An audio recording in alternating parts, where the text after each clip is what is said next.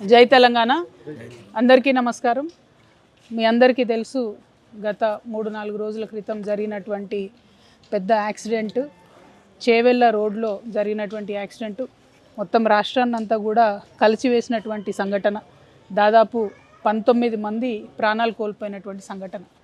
అయితే నిత్యం మనం యాక్సిడెంట్లు చూస్తూ ఉంటాం, కానీ ఈ యాక్సిడెంట్ ఏంటంటే ప్రత్యేకించి ఈ road, Chevella road, national highway 163, ఈ హైవే రిపేర్ చేయకపోవడం వల్ల ఈ యాక్సిడెంట్ జరిగిందని ప్రజలందరూ కూడా నమ్ముతున్నటువంటి పరిస్థితి.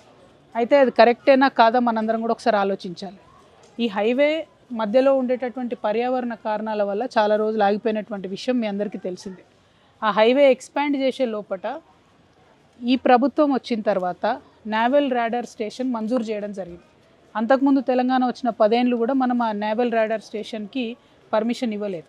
ఈ రేడార్ స్టేషన్కి పర్మిషన్ ఇచ్చిన ఒక పక్క, ఇంకొక పక్క వికారాబాద్ జిల్లా కేంద్రం అయింది. దాంతో ఈ చిన్న రోడ్డు మీద రాకపోకలన్నీ పెరిగినటువంటి మాట మీ అందరికీ తెలిసిందే. ప్రత్యేకించి ఈ రేడార్ స్టేషన్ శాంక్షన్ అయినాక మరి పెద్ద ఎత్తున చాలా పెద్ద లోడ్ ఉన్నటువంటి బండ్లు ఈ రోడ్డు మీద ప్రయాణం చేయడం, దాంతో ఒక పక్క రోడ్ అంతా కూడా కుంగింది. ఇప్పుడు ఇక్కడ నుంచి మేము యాక్సిడెంట్ సైట్కి కూడా పోతాము. అక్కడ చూసినటువంటి వాళ్ళు, ఆ రోజు యాక్సిడెంట్ చూసినటువంటి వాళ్ళు, అధికారులు, నేషనల్ హైవే వాళ్ళు అందరూ ఒకటే చెప్తున్నారు, చిన్న రోడ్డు 2 దిక్కులు కుంగింది. సో టిప్పర్ వాడు మధ్యలోకే వచ్చిండు, బస్సు కూడా మధ్యలోకే వచ్చింది. సో డ్రైవర్ల ప్రాబ్లమా, డ్రైవర్ల ఇష్యూ అన్నది కాకుండా ప్రభుత్వం హైవే వేయడం లేట్ చేయడం అన్నటువంటిది ప్రధానమైన ఇష్యూ అని చెప్పి అందరూ కూడా భావిస్తున్నటువంటి పరిస్థితి. సరే, యాక్సిడెంట్ జరిగింది, ఒకరి మీద ఒకరు నెపం నెట్టుకుంటే వచ్చేది లేదు, పోయేది లేదు. కానీ నేను ప్రత్యేకించి ప్రభుత్వం అని ఎందుకు చెప్తా ఉన్నా అంటే, ప్రభుత్వం తప్పిదం వల్ల 19 మంది ప్రాణాలు పోయినాయి కాబట్టి ప్రభుత్వం బాధ్యత వహించి కనీసం చనిపోయినటువంటి వారికి ఒక్కొక్కరికి 1 కోటి రూపాయలన్నా ఇవ్వాలి. అది వారి ప్రాథమిక బాధ్యత. మీ అందరికీ, ఇక్కడ ఉండే రిపోర్టర్స్కి, చేవెళ్ళ ప్రాంత వాసులందరికీ కూడా తెలుసు, ఈ హైవే మీద గత కొన్ని ఏళ్ళుగా ఒక 300 పైచిలకు ప్రాణాలు కోల్పోయినటువంటి పరిస్థితి ఉన్నది. ప్రతిసారి ప్రాణాలు కోల్పోతుంది, ప్రతిసారి మనం అక్కడ పోయి ధర్నా చేస్తాము. తర్వాత ఏ గవర్నమెంట్ అన్నది కాదు, బీఆర్ఎస్లో అదే జరిగింది, కాంగ్రెస్లో అదే జరుగుతున్నది.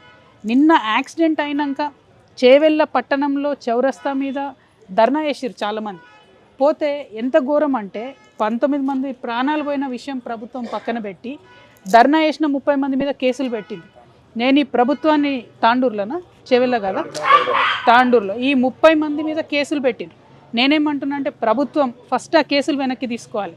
మీరు రోడ్డు వేయండి, రోడ్డు వేయకపోవడం అన్నది ప్రభుత్వం తప్పు, అదే ప్రభుత్వం అన్న కానీ ప్రభుత్వం తప్పు. కాబట్టి ప్రజలకు కాంపన్సేషన్ పెంచండి. 7 లక్షల రూపాయలు సరిపోవు, ఖచ్చితంగా కుటుంబానికి 1 కోటి రూపాయలు ఇవ్వండి. ఇప్పుడు చాలామంది గాయపడ్డ వాళ్ళని మేము చూసి వచ్చినాం. వాళ్ళు హాస్పిటల్ మంచిగా చూసుకున్నారు, నీట్గానే వాళ్ళు డిశ్చార్జ్ అవుతున్నారు. కానీ ఇటువంటి దెబ్బలు తగిలినప్పుడు లాంగ్ టర్మ్ ఇంప్లికేషన్స్ ఉంటాయి. కాబట్టి ప్రభుత్వం 2 లక్షల రూపాయల కాంపన్సేషన్ ప్రకటించింది. అది నాకు తెలిసి ఇప్పుడు ఉన్న వాళ్ళైతే ఎవరు మాకు రాలేదు, అందలేదని చెప్తున్నారు. దాన్ని దయచేసి పెంచమని అడుగుతూ ఉన్నాం. ఒక్కొక్కరికి కనీసం 10 లక్షలన్నా ఇవ్వమని అడుగుతున్నాం. దీనికి కూడా కారణం ఏంటంటే, ఎవరితో మాట్లాడినా ఆ రోజు ఆ బస్సులో ప్రయాణం చేసిన వాళ్ళందరిలో కూడా మెజారిటీ కూలీ నాలి చేసుకునే వాళ్ళు ఉన్నారు. అటువంటి వాళ్లకు వచ్చే 2-3 నెలలు ఇంట్లో ఉండి రెస్ట్ తీసుకోవాలంటే మరి వచ్చే జీతం ఆగిపోతుంది. మీరేమో కొత్తగా పెన్షన్లు ఇస్తలేరు, పెంచిస్తలేరు. అట్లాంటప్పుడు ఆ కూలీ నాలి చేసుకొని బతికేటటువంటి వాళ్లకు కాంపన్సేషన్ కింద ప్రభుత్వం ఎక్కువ డబ్బులు ఇవ్వాలని చెప్పి నేను డిమాండ్ చేస్తున్నా.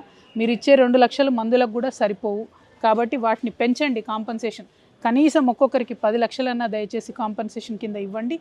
బాధ్యత తీసుకోండి. తాండూరులో ధర్నా చేసిన వాళ్ళ మీద పెట్టినటువంటి కేసులు ఎత్తేయండి.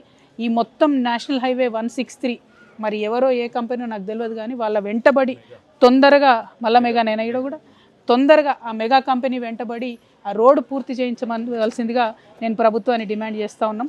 ఇక్కడ నుంచి మేము యాక్సిడెంట్ అయిన సైట్కి కూడా వెళ్తాం.